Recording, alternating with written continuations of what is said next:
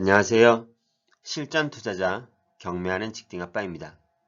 대출. 저도 아주 예전에는 대출을 받는 것을 싫어했었습니다. 하지만 투자 마인드가 생긴 이후에는 대출을 너무나 고마워하고 있습니다. 왜냐하면 대출은 부동산 투자의 진정한 파트너이기 때문입니다. 이런 대출을 잘 활용하기 위해서는 대출에 대한 기본적인 내용을 알고 있어야 합니다. 그렇지 않으면 대출을 못 받을 수도 잘못 받을 수도 있으니까요. 먼저 기본적인 대출의 종류는 세 가지가 있습니다. 1. 주택담보대출 2. 전세자금대출 3. 신용대출입니다. 이렇게 분류한 기준은 무엇일까요? 대출을 받을 수 있는 기본 조건에 따라서 이렇게 나눌 수 있습니다. 집이 있는 사람이 받을 수 있는 주택담보대출, 집이 없는 사람이 전세 들어갈 때 받을 수 있는 전세자금대출, 그리고 소득을 바탕으로 근로자가 받을 수 있는 신용대출이 기본 조건입니다. 기본적으로 이런 기준을 알고 있어야 대출 문의를 할 때 소통이 쉽겠죠? 예를 들어 어떤 분이 생활안전자금 대출을 받고 싶다고 은행에 문의를 합니다. 그런데 알고 보니 무주택자입니다. 이러면 말도 안 되는 소리가 되는 겁니다. 왜냐하면 생활안전자금은 주택담보대출의 한 종류이기 때문입니다. 그런데 이름이 생활안전자금 대출이다 보니 그냥 집이 없어도 가능하다고 생각하여 대출을 문의하게 됩니다. 또한 참고로 생활안전자금 대출은 추가로 집을 매입하면 안 된다는 약정서가 따라붙습니다. 이런 기본적인 내용 정도는 알아야 좀 더 효율적으로 대출을 받을 수 있겠습니다. 또 다른 경우입니다. 누군가 신용대출을 받고 싶다고 문의를 합니다. 그런데 알고 보니 무직입니다. 신용대출은 기본적으로 근로자들을 대상으로 해주는 것입니다. 왜냐하면 월급을 받고 있으니 앞으로도 계속 월급을 받을 것이라는 생각에 이 월급의 신용을 기반으로 대출을 해주기 때문입니다. 따라서 무직은 신용대출이 나오지 않습니다. 아, 저는 무직이라도 신용카드 많이 사용하는데요. 신용카드로는 월급의 신용을 대체할 수 없습니다. 안 됩니다. 그럼 하나씩 기본 내용을 살펴보도록 하겠습니다. 1. 주택담보대출은 집을 담보로 받는 대출입니다. 따라서 당연히 집이 있어야 대출이 가능합니다.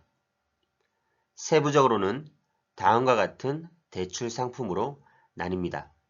디딤돌 대출, 보금자리론, 서민 실소유자 대출, 일반 주택담보대출 상품의 종류가 있습니다. 주택담보대출은 먼저 처음에 집을 매수하면서 받을 수 있습니다. 그리고 집을 매수하고 살면서 나중에 받을 수도 있습니다. 후자는 처음에 여유자금이 있어서 대출 없이 매수를 했는데 살다 보니 집값이 오르기도 했고 중간에 대출이 필요해서 받는 경우인 것입니다. 하지만 처음과 나중에 받는 경우는 각각 대출의 한도가 차이가 있습니다. 처음에 주택을 매수할 때는 대출 한도가 많지만 나중에 살다가 받을 때는 현재 기준으로 1년에 1억 한도의 생활안정자금 대출밖에 받지 못합니다. 따라서 처음 매수할 때 받는 것이 금액적으로도 유리합니다. 여유자금이 있어도 처음 집을 살 때 투자 마인드를 가지고 대출을 받아두는 것을 추천드립니다. 좀 더 세부적으로 살펴보겠습니다. 보통 주택을 매수할 때 계약금을 내고 마지막에 매매 잔금을 치르게 됩니다. 이때 대출이 가능합니다. 그런데 집값을 기준으로 가능한 대출의 종류가 달라집니다. 디딤돌 대출은 집값이 5억까지 가능하고 보금자리론 대출은 집값이 6억까지 가능하며 서민 실소유자 대출도 집값이 6억까지 가능합니다. 일반 주택담보대출은 투기과열지구 15억 이상 아파트는 대출이 금지입니다. 처음에 서민 실소유자로 대출을 받게 되면 보금자리론 또는 일반 은행 상품을 이용하게 됩니다. 이때는 소득 기준의 제한이 있습니다. 부부가 맞벌이라면 소득을 합산해서 생각해야 합니다. 서민 실소유자 대출의 소득 상한선은 9천만 원, 보금자리로는 7천만 원, 신혼부부는 소득 8,500만 원입니다. 이는 변경될 수 있으니 대출 시 확인이 필요합니다. 소득 금액이 높아서 여유 있게 보일 수 있지만 부부 합산이라는 점을 다시 생각해 보세요. 그리고 월급 받는 직장인분들은 다들 아시죠? 이것저것 떼면 손에 들어오는 돈인 실수령액이 얼마 되지 않는다는 것을 말입니다. 그래서 대부분 실제 버는 돈은 얼마 안 되는데 소득이 너무 높게 찍혀서 이런 대출이 안 된다는 것에 불만이 생기게 됩니다. 따라서 소득이 부부 합산 기준이므로 결혼을 앞두신 분들은 집을 먼저 매수하면서 대출을 받고 혼인신고를 그 뒤에 하는 것이 대출을 받는데 유리하고 하나의 방법이 될 수 있습니다. 왜냐하면 집을 매수하는 시점에 혼인신고 전이라면 부부 소득 합산이 되지 않기 때문입니다. 참고로 주의! 이런 주택담보대출을 받으면 등기부등본에 근저당권을 설정하게 됩니다. 등기부등본에 대해서 잘 모르시는 분들은 본인 집 주소의 등기부등본을 꼭 한번 열람해 보시기 바랍니다. 집을 매수하거나 전세계약을 할 때 물론 부동산 중개사분들이 등기를 확인시켜 줍니다. 하지만 부동산 중개사분들이 등기를 보여주면서 보세요. 문제 없어요. 이러면 계약을 하는 사람은 무조건 네. 대부분 이렇게 하고 그냥 끝입니다. 대출로 받은 소중한 돈을 지킬 수 있어야겠죠? 따라서 등기를 볼 줄 알아야 합니다. 예를 들어 등기에 근저당이 설정되어 있네. 금액이 1억이군. 그럼 집 주인이 집을 담보로 1억의 대출을 받은 상태이구나.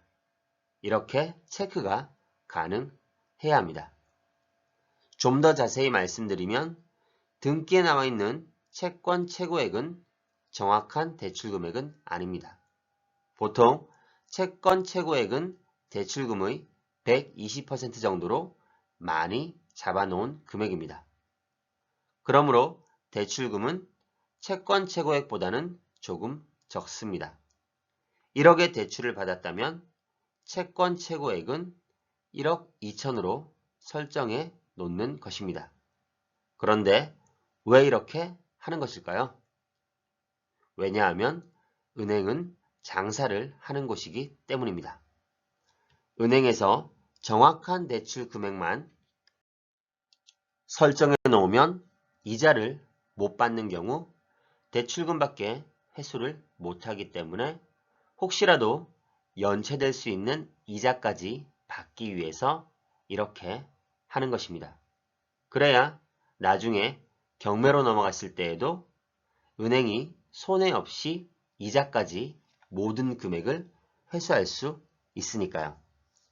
따라서 그렇게 조치를 해둔 것입니다. 빌려주는 사람이 갑이니까요. 다음은 이 전세자금 대출입니다. 전세자금 대출은 기본적으로 집이 없는 사람이 받을 수 있는 대출입니다. 주택담보대출과 차이가 있죠. 전세로 들어갈 때 받는 대출이므로 무주택자와 현재 1주택자만 가능합니다. 세부적으로는 다음과 같은 대출 상품이 있습니다. 버팀목 전세, 중소기업 청년대출, 주택금융공사 보증대출, 주택도시보증공사 보증대출, 서울 보증대출입니다. 버팀목 전세대출은 사회초년생이 많이 이용하고 중소기업 청년대출은 저금리로 이용 가능하지만 한도가 적은 편입니다. 그리고 주신보, 안심전세, 서울보증은 왜 이렇게 나누어져 있을까요? 주택담보대출은 집을 담보로 받는 대출입니다. 그래서 은행 입장에서는 돈을 빌려 주어도 안심이 됩니다. 왜냐하면 5억인 집값이 4억으로 떨어져도 집값의 100%를 대출해 준 것이 아니므로 충분히 빌려준 자금을 회수할 수 있기 때문입니다. 그러나 전세자금 대출은 어떨까요? 은행에서 무엇을 믿고 빌려줄까요? 주택과 같은 담보가 없습니다. 전세대출 담보라면 임차 보증금이 될 수 있는데 하지만 이 돈마저도 집주인인 임대인이 가지고 있습니다. 이런 상황에서 은행 입장에서는 빌려준 돈을 못 받지 않을까? 이런 생각에 겁이 납니다. 그래서 은행에서 전세자금을 빌려줄 때는 누군가가 보증을 해줘야 합니다. 이런 보증이 없으면 전세대출을 안 해줍니다. 은행은 장사꾼입니다. 철저하게 이익을 추구하기 때문입니다. 이렇게 누군가 보증을 해줘야 하는데 그게 바로 보증기관입니다. 전세 안정을 위한 조치라고도 볼 수 있겠죠. 보증기간에 따라 대출 상품이 나뉘는 것입니다. 주택금융공사, 주택도시보증공사, 서울보증에서 보증을 해주는 것에 따라 주신보, 안심전세, 서울보증의 대출로 구별됩니다. 큰 차이는 없으므로 본인 상황과 여건에 따라 가장 유리한 것을 선택하시면 됩니다. 그리고 집주인의 동의 여부에 따라 전세대출 상품 선택의 폭이 늘어나거나 좁아질 수 있습니다. 또 주의! 중요합니다. 전세대출을 받고 집주인인 임대인의 부탁으로 잠시 전입을 빼주면 어떻게 될까요? 내 소중한 보증금은 안녕 하게 됩니다. 아마 사회초년생, 비교적 나이가 어린 분들이 전세대출을 많이 받게 됩니다. 이때 사회 경험이 부족한 점을 노리고 임대인이 하루만 전입을 빼달라고 부탁하는 경우가 있습니다. 그러면 어차피 대출받은 돈이고 내 돈도 아닌데 뭐 하루 정도야 문제 없겠지? 이렇게 생각하고 전입을 빼줍니다. 그럼 그 사이 임대인이 주택담보대출을 받아버립니다. 결과적으로 내 보증금은 후순위가 되어서 날아가 버리는 것입니다. 따라서 절대로 전입을 빼면 안 됩니다. 경매 투자를 하다 보면 이와 같은 안타까운 경매 사건을 많이 볼 수 있습니다. 부동산 투자자가 아니더라도 기본적으로 주택임대차보호법은 알고 있어야 합니다. 말소기준 권리, 대항력, 우선 변제권, 최우선 변제권 등등 왜 이렇게 중요한 것을 학교에서 가르쳐주지 않는지 아직도 의문입니다. 마지막으로 3. 신용대출입니다. 신용대출은 기본적으로 근로자만 가능합니다. 전문직도 돈을 버니까 가능합니다. 그런데 근로자가 입사한 지 한 달이라면 불가할 확률이 더 높습니다. 보통 최소한 재직기간이 6개월 이상은 되어야 안정적으로 신용대출이 가능하기 때문입니다. 은행이 어떤 곳입니까? 담보도 없는 신용만으로 대출을 해주는데 최소한 6개월 이상은 근무했어야 월급의 신뢰를 주겠다는 의미입니다. 신용대출은 주로 마이너스 통장으로 많이 받습니다. 만약 마이너스 통장으로 1억을 개설했습니다. 그 통장에서 돈 1,000만 원을 찾았습니다. 그런데 일주일 뒤에 돈이 생겼거나 돈이 필요 없어져서 다시 넣어 놓습니다. 이렇게 넣고 빼기가 가능한 것이 마이너스 통장입니다. 사용한 날수에 따라서 이자가 나옵니다. 따라서 활용도가 높습니다. 경매 투자에서도 입찰 보증금으로 많이 활용합니다. 그날 뺐다가 폐차라면 다시 바로 입금하면 되니까요. 필요에 따라 마이너스 통장은 활용하면 좋습니다. 추가로 의사, 변호사 등의 전문직 신용대출은 비교적 한도가 많이 나오는 편입니다. 이제 기본적인 대출의 종류와 내용을 잘 아시겠죠? 이것을 참고해서 대출을 받으면 좀 더 효율적으로 상담이 가능할 것입니다. 대출은 기존에 대출을 받았던 은행 직원에게 물어봐도 좋고 대출 상담사 분들에게 요청하는 것이 효율적이고 효과적입니다. 저도 그렇게 하고 있습니다. 2022년에도 대출을 잘 활용하셔서 성공적인 투자 되시기를 바라겠습니다. 감사합니다.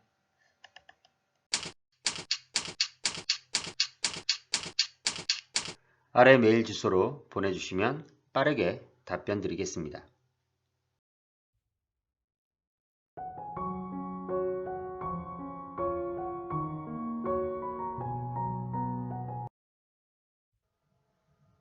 네이버 카페에 오시면 더 많은 정보를 확인하실 수 있습니다.